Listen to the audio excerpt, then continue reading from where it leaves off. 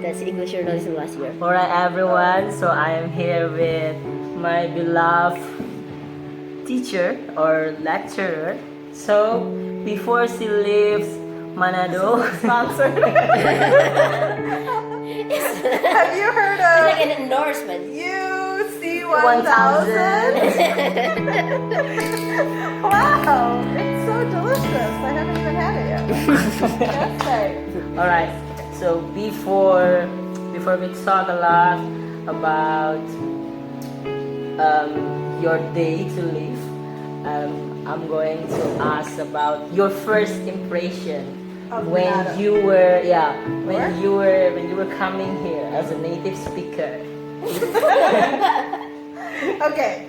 You don't need to say as a native speaker. Oh, okay, I mean, like I'm as an sorry. American. As an American Okay, coming to Manado first, Okay. yeah.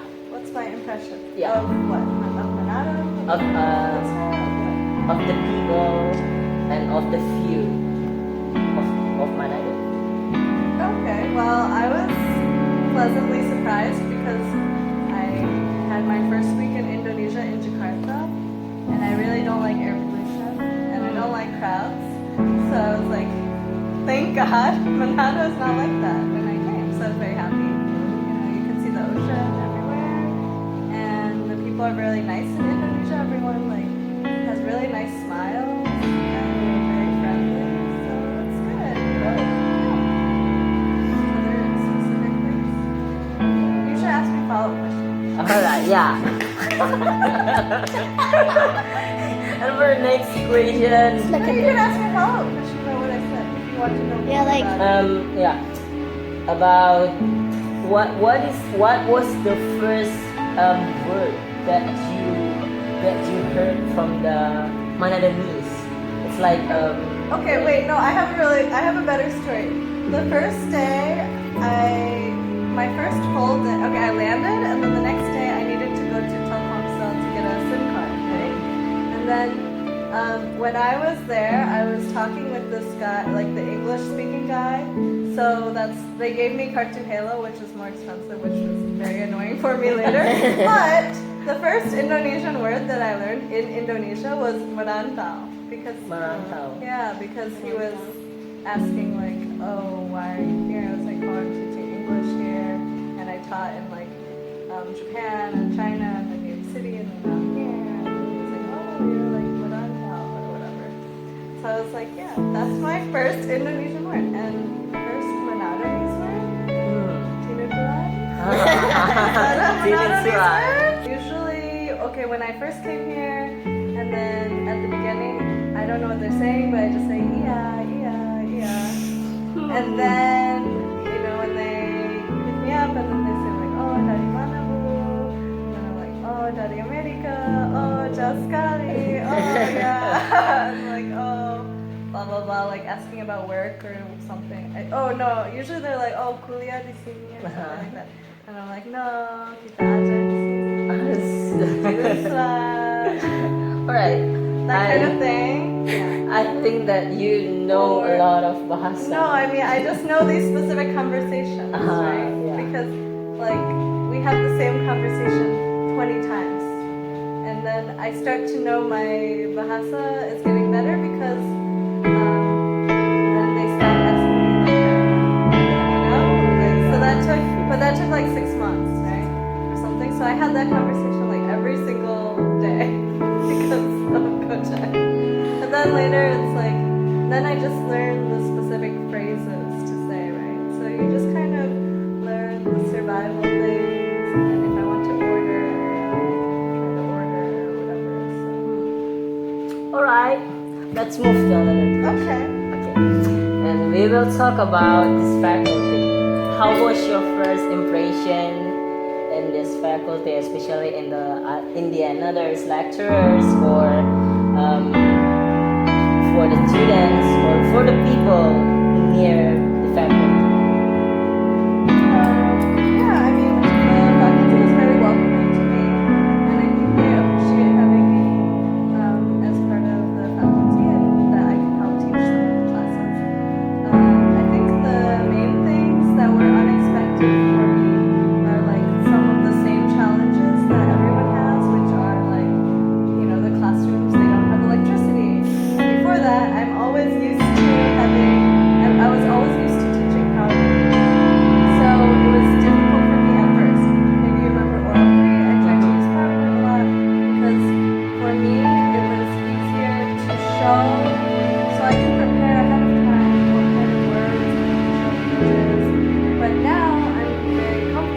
not using PowerPoint. So it's always like, okay, so my motto for this whole 2 years has been like unexpected challenges, unexpected growth, because all of the challenges made me grow as a teacher. So at the beginning, I couldn't teach without PowerPoint, so it was difficult because we only have 2 projectors, and then sometimes we're in the classroom and it's supposed to be electricity, and then it doesn't work that day, and then I prepared a PowerPoint and it doesn't work. So it taught me to be more flexible, and now I don't really rely on PowerPoint at all. And then the other thing, big classes. I didn't expect to have classes of 50 students, or no, American British Studies, how many? 70. 70. Oh And my god. How many on paper? Like 100. Yeah, 100 more. Yeah, so I did not expect to have to teach a class of 70 students. So first I thought 50 is large, and then I thought 70 is large. And then even this semester I thought like English for journalism last semester had 50 students, so I thought we'd have 50, but no, we have 70. So, there's always so many unexpected things, but it really taught me to be more flexible, and I learned how to have a successful class with 50 students, or 70 students I think was like pretty successful for the most part. So it really taught me how to deal with those challenges, because I didn't know how to deal with that at all when I first came. Still in the follow-up question. Okay. So, you told me about the atmosphere or the air of the classroom. But how about the response of each student to you? Like, for the example, me, I'm nice. Did you see some students that show you something bad? Like, I hate Rachel in class.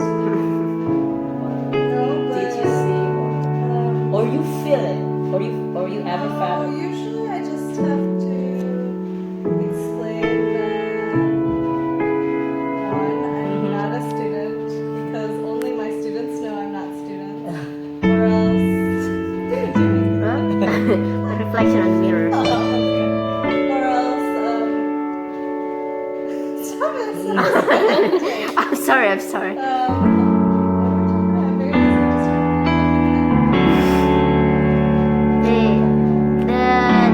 Did you see students who like, distracted. oh, Kaya lang sa show sa us, Miss Rachel. you don't know? Yeah. Oh, yeah, when if students are not in my class and they don't know I'm a student, they think I'm a student. So first I have to be like, yeah, I'm a teacher, not a student. And then I have to be like, oh yeah, I'm American, not That's usually the first time. And then after students get to know me, I have to do some teaching things. Schoology, Yes. so much about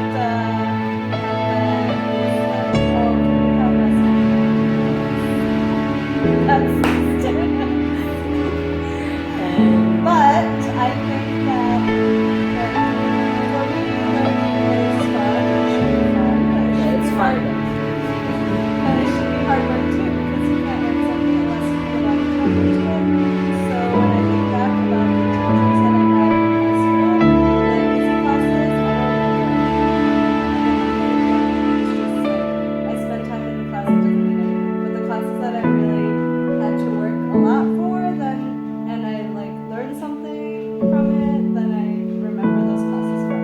So I really hope that even students don't enjoy my class during the semester, but maybe like 5 years from now, they'll be like, oh, I remember that class because we had so much homework, but at least I still remember something from it, I hope. Alright, Miss, do you want to say something to all of the FEB students that ever been teached by you? Say something to them in this. Alright, so students, I hope that you remember what you learned in my class. Especially, I hope that you remember that you can't be afraid to make mistakes. So don't let fear keep you from trying something new, because when you try something new, you're not going to be perfect at it. And that's okay, because you're going to get better. Okay. but you have to be, you can't let your fear stop you from trying. So please don't be, I hope that fear doesn't stop you, okay, from trying new things. And then I also want you to remember, I keep telling my students, like confidence comes from experience. So if you don't feel confident in something, please try to find experiences, or like if you want to get better at something, maybe you can volunteer and help someone with that. Or if you want to get more confident at speaking English, you can find ways to practice speaking English. And for me, I used to be really shy, but in high school I decided to join speech contests even though I'm shy, and so it was really crazy, but because I had to practice the speech 3 times a week, every week, for like 3 months, and then I got more confident at that, and